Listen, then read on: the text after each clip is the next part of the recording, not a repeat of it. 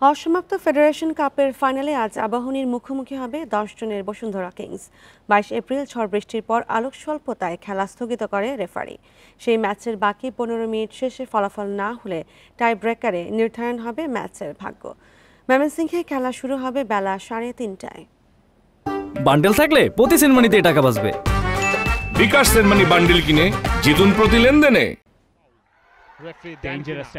গত ২২ এপ্রিল ময়মনসিংহে ঘটনাবহুল ফেডারেশন কাপের ফাইনাল অসমাপ্ত।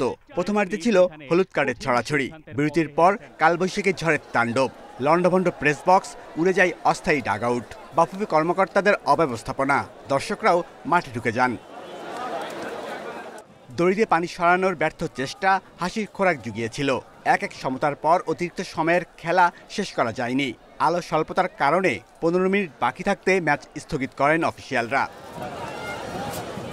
এক সপ্তাহ বিরতি দিয়ে ফের শিরোপার লড়াই। ১০ জনের বসুন্ধরার বিপক্ষে কিছুটা হলেও এগিয়ে থাকবে আবাহনী। ১৫ মিনিটের খেলা বাকি।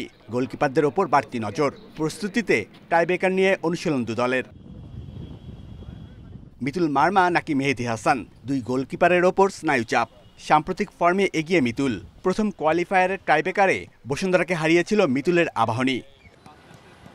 Shamim Ahmed, independent news.